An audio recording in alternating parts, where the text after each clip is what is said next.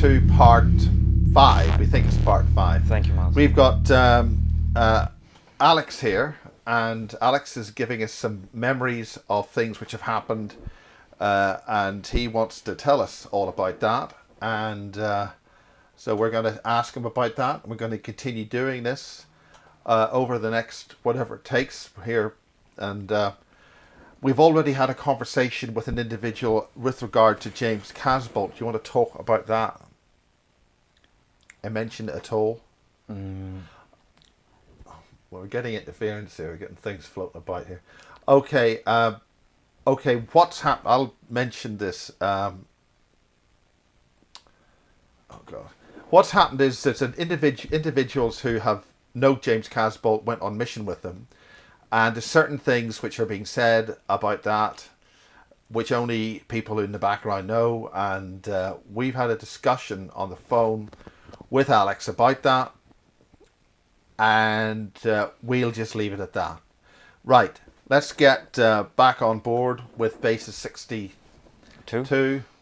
and away we go. Alex. okay. I think I should just mention. You said something about John Irwin. Yeah. A few minutes ago, and Essentially, John Irwin, for some reason, is not in contact and hasn't been in contact for about a week now. right. But you say he's very famous. Your mother says he's very famous. Well, that's when I mentioned his name. I was sort of explaining things. In what way? I can't talk about it. Okay. We'll just move on. We'll move on. Okay. So next memory. Right, next memory.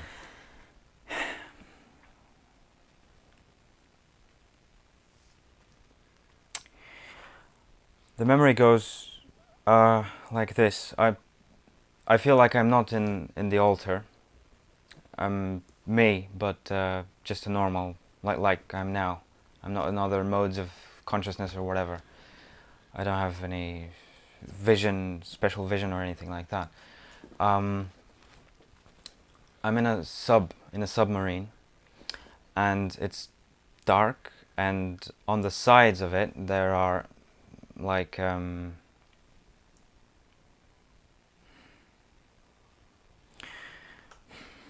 like well, they project holograms, so they must be some form of computer, some kind of technology that is used as an interface with the submarine, with whatever it's doing. And it's dark, and there were holograms. It was very empty. There was only me and one other person. What I also have to note is that there was this rounded off swastika on the. It was actually rather big. It took the. Is this the same swastika with the rounded edges that you had before? Yeah, on the in orbit, this thing, and What do you mean in orbit? well, the base with the human grey hybrid, there was a rounded off swastika, Yeah. as well.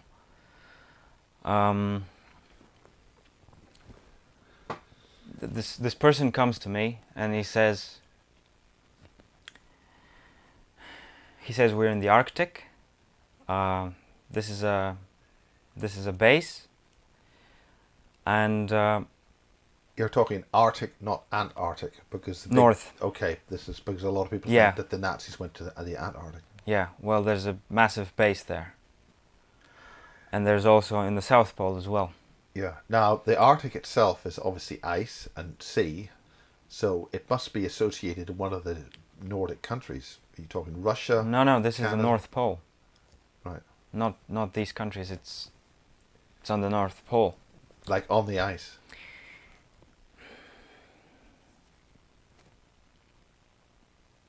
There's some of it is on the ocean bed, and I think it's connected to the openings to the inner Earth as well.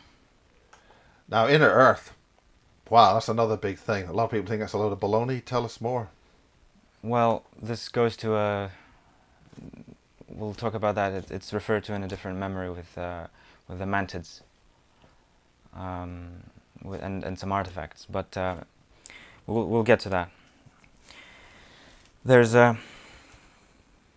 So anyway, he tells me to get up this ladder, and I'm walking, I'm climbing the ladder, and I get up, and I leave the sub, and there's lots of people there. There was reptilians. There was one reptilian who was pushing. Who was pushing in some kind of a chamber. And I saw Nina there, Nina from Basis, this Nina spiritual warrior.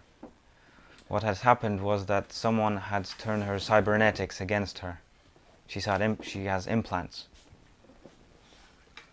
Okay. You yeah. okay? Yeah, I'm fine. Yeah, All right. Just getting the microphone.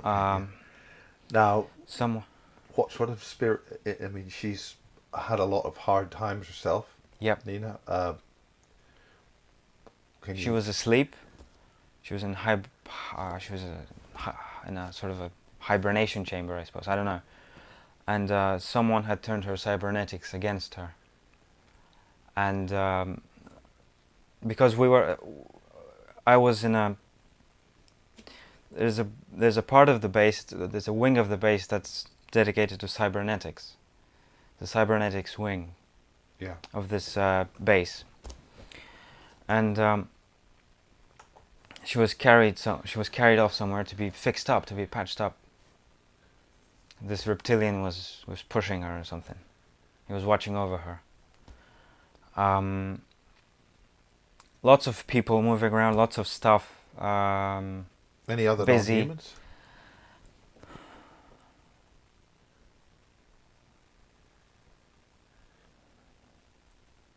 I don't know. Okay. But there must have been, because it's a Nazi base, so they deal with aliens and alien tech. There's a person from the U.S. Army. He's in his shorts. He's sort of tall, Yeah. and he was stuck sort of like that. If cameras get it. He was sort of stuck on this metal thing, large metal plate. It looked like, or some kind of frame. Yeah. And he was sort of calm and, and sort of blank stare. And there were some kind of beams. And I hope I actually. Sorry, Could I you had just adjust your mic. It's bashing against your chain. The mic. It's on. If you need to take it out just slightly and put it further just down, just a little bit. We'll keep all this in. We're not going to stop for anything. We're just going to keep on going here. bollocks. Yeah. Okay.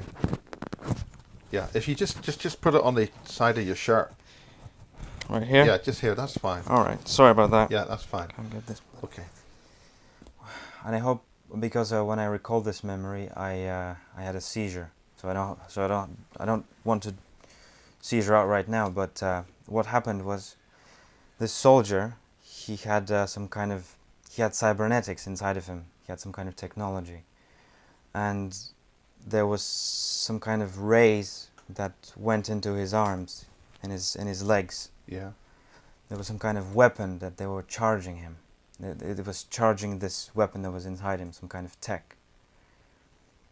And I was stood there waiting for my turn, sort of like, and he got off, and then I went on this contraption thing, on this metal thing, whatever, and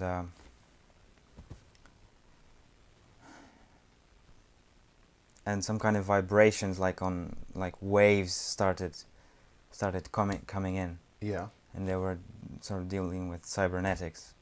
They were charging something. What I also have to mention about this base is that it's connected to the lower base, and it took me 10 minutes to figure out what the hell was happening. What's the lower base? What's the upper base? The southern base. There's a southern base, and in Antarctica. And yeah.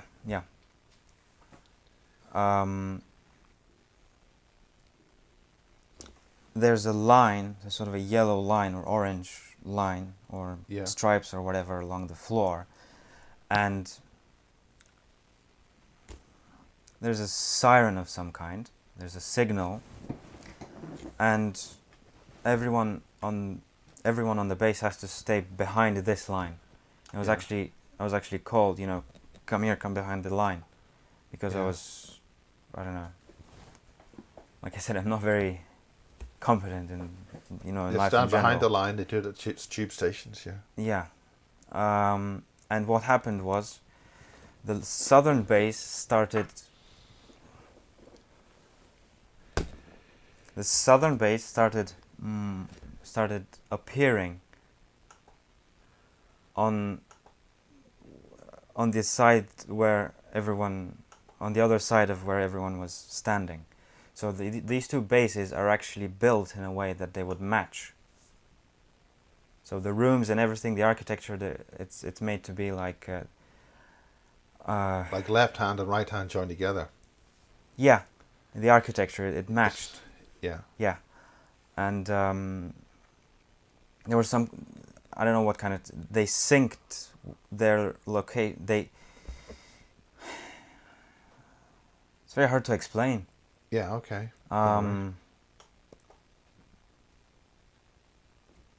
They synced the two bases together, so they were in one place at the same time. And what happened then was when the other base appeared, fully appeared, people started walking on, and this is how they do their logistics. They're moving around stuff. It takes care of a lot of problems if you think about it. If they have to go and with ships or planes to actually transport, or through the earth or Yeah. whatever, it's slow and it's dangerous. So what they do is they just sync up the two bases and they transport whatever they want, and then they they remove the sync, and job done. Brilliant. Yeah. That's what Dan McBolin referred to, some kind of inter-D technology, he called it.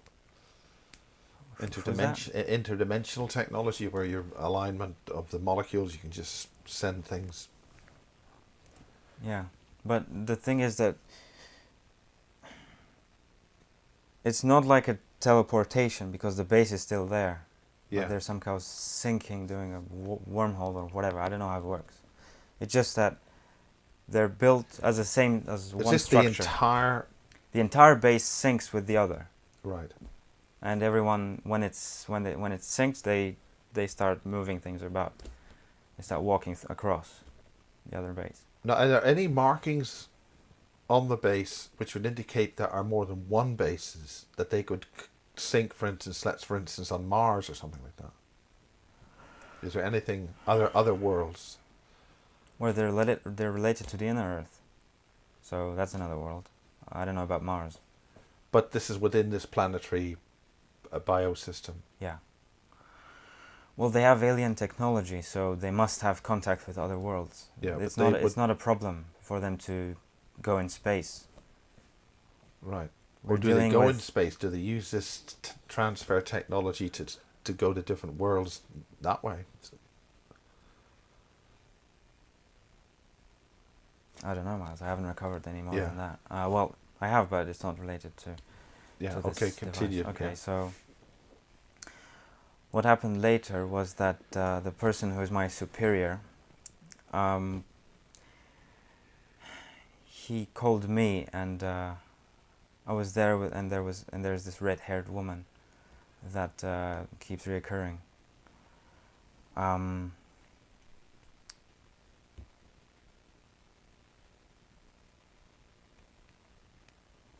Now, He called. When you mean red-haired, are you talking Orban or Ginger or Orban or? I can't say any more than that. Right.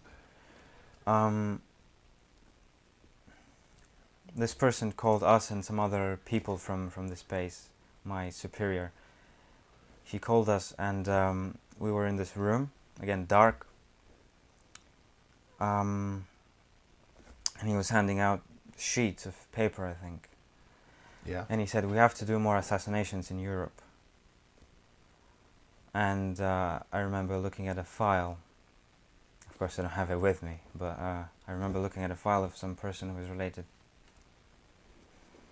who's related to Danish royalty.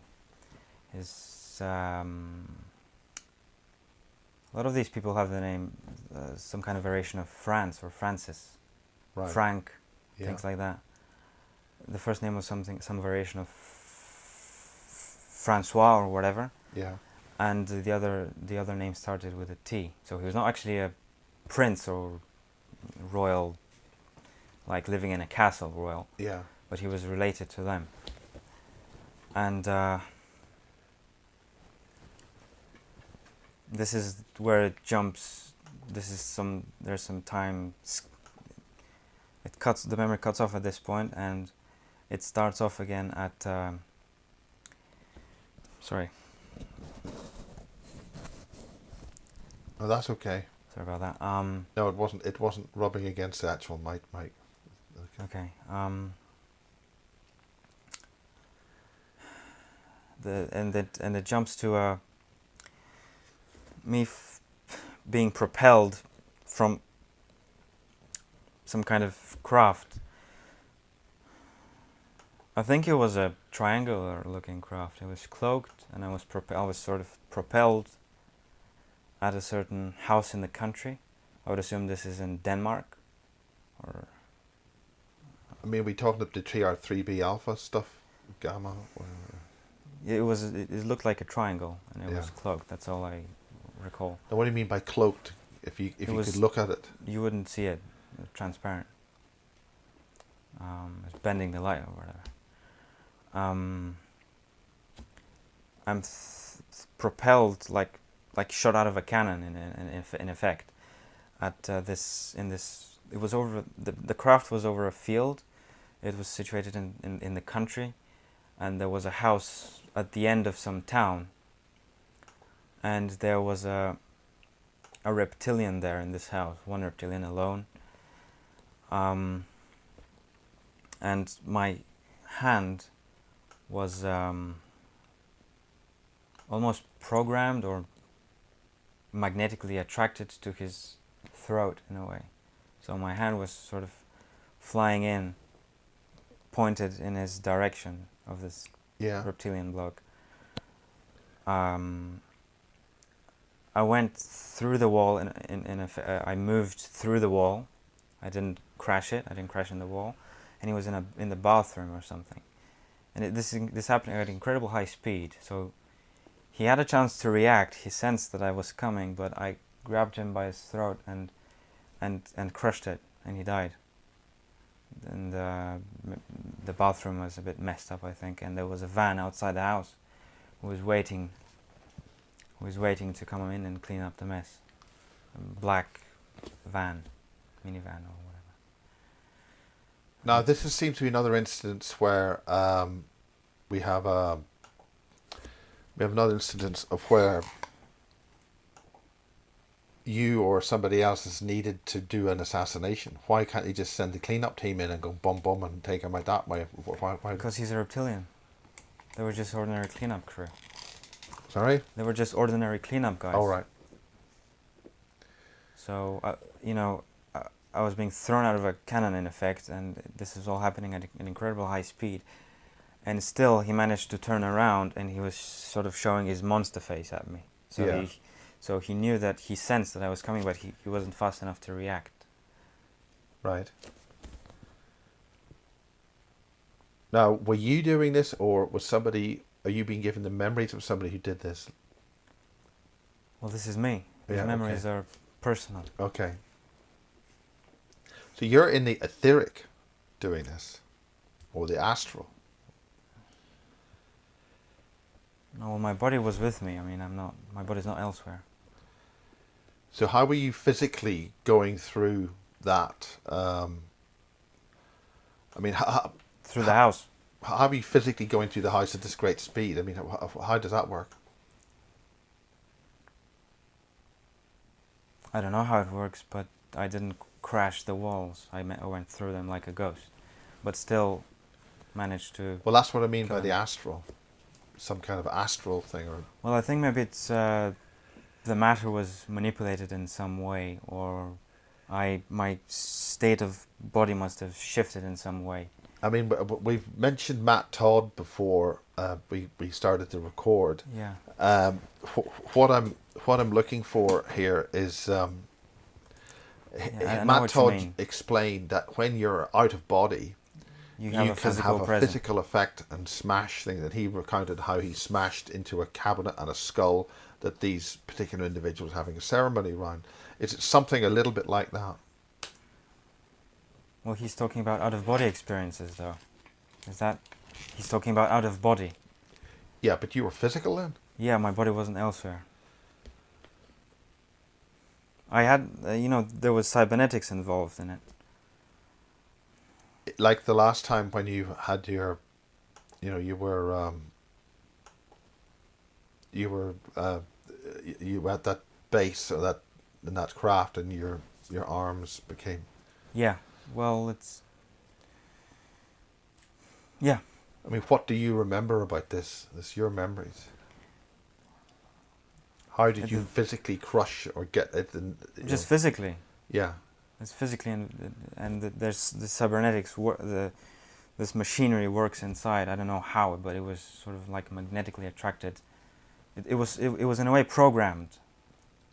In a way, I didn't have control of my arm in a way because it was programmed. Now, It in was some doing of the stuff. photographs you've included, you've got strange markings on your hand. Is that connected? that's to that? different. That's No, a different thing that's altogether. different. Okay. Yeah. So I mean, you're not a physically big guy. That's what I'm basically No, I'm talking about. 5'8". But this reptilian guy that seems ferocious, really strong. How is it that you were able to overcome, his strength and do that to him? How were you able to dispatch him like that? Well, it must be just physical strength because his throat and everything was crushed. And I almost decapitated him. Well, I mean, how does that Well, work? physically, it's a mechanical device. I don't know how it works. Okay. It's mechanical force. Okay. Fine. Mechanical force. Okay, let's move on. Let's get on. Okay.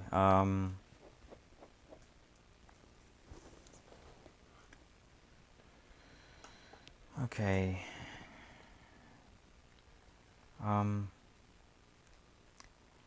Right. I think I should. Yeah. Okay. This is another important memory with James Caspol. I was young, and we were in there were some kind of underground tunnels, and it was metal, and they were going like in different directions, and I was going with him along the right one. He was Okay. holding me with his hand. He was on the right side of me, and I was sort of looking up, and he said,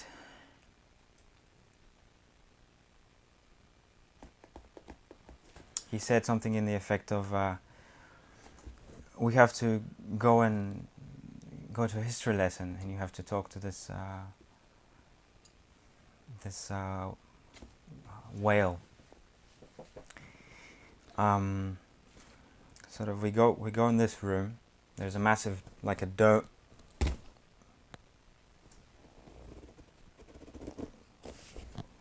Massive dome, and there's seems like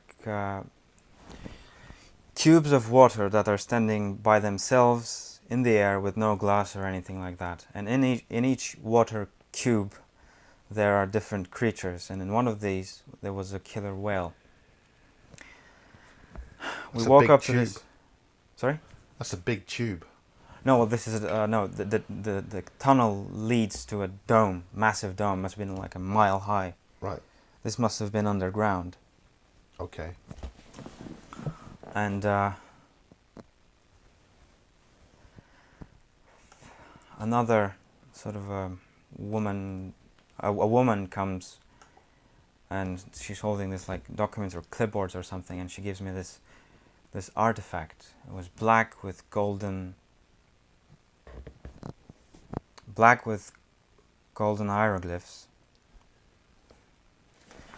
Black with golden hieroglyphs. Looked maybe something Egyptian. Yeah. And she sort of, can you hold this for a minute? So she gave me that, and I was, and I held it when we were situated in front of this whale. And what this artifact did, this cube, black golden cube did, it sort of blew my consciousness wide open. And this enabled the killer whale to contact me. It was a female, and he was sort of staring at me. He sort of, his whole body, she was sort of looking directly at me in a way.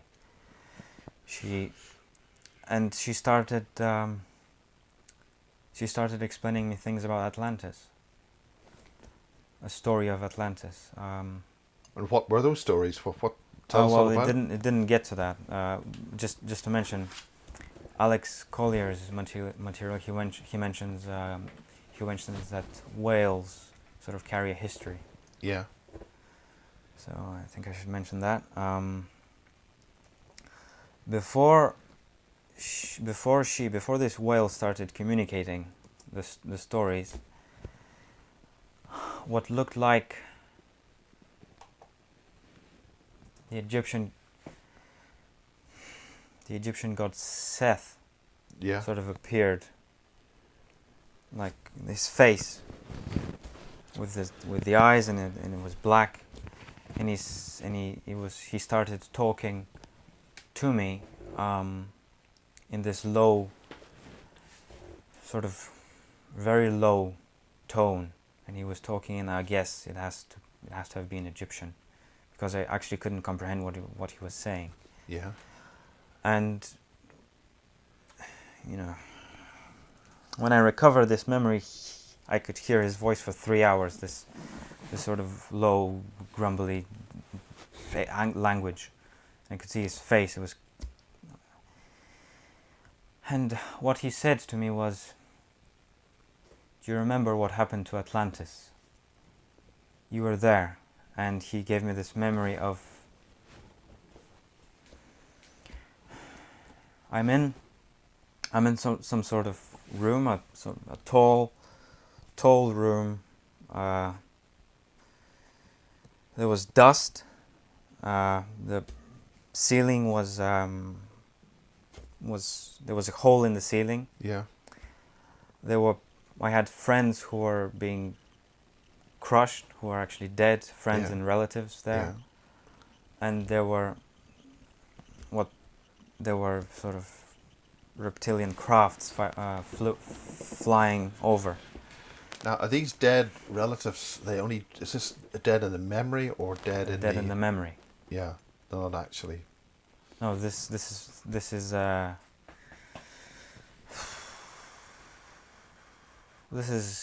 at least 10,000-15,000 years ago. Okay. And what he later did was he lifted me up in. I apologize. It's not usually like that. He lifted me up in the air, and he moved me like he wanted to drown me, and he moved me in this water cube. And as he did that, he also reached with his hand and his claws, and he was sort of tearing my insides out. Yeah. And nice. I said, I surrender, kill me.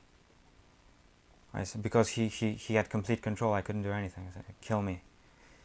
He said, it doesn't matter, he will just reincarnate, which actually refers to clones that we'll get to. Okay. And as he was torturing me, I was screaming and kicking, and the whale got stressed and was sort of swimming around, anxious. And later, James and this woman sort of pulled me from this water cube. And what James said was,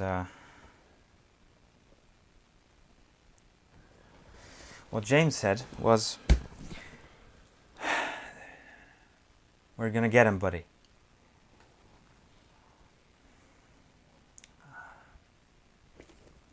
Right, no breaks. All right. Unfortunately, I'm gonna have to go through my notes because I can't actually think very efficiently. That's the end of that memory. Well, while you go through those notes, Yeah. why don't you just get a glass of water and Um, we'll just have a quick break there. Okay. Right. Okay. This will still be part 5, but we'll just break these. Okay. Okay.